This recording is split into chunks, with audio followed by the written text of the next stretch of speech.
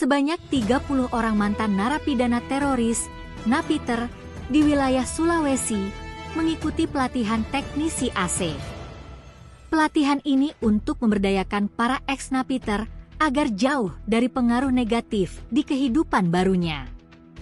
Pelatihan ini diikuti oleh napiter yang berasal dari Sulsel, Sultra, dan mantan anggota Jamaah Islamiyah, JI, yang berlangsung di Balai Besar Pendidikan dan Pelatihan Kesejahteraan Sosial Kementerian Sosial RI, Jalan Perintis Kemerdekaan KM 9, Kecamatan Tamalanrea, Makassar, Selasa 21 Januari.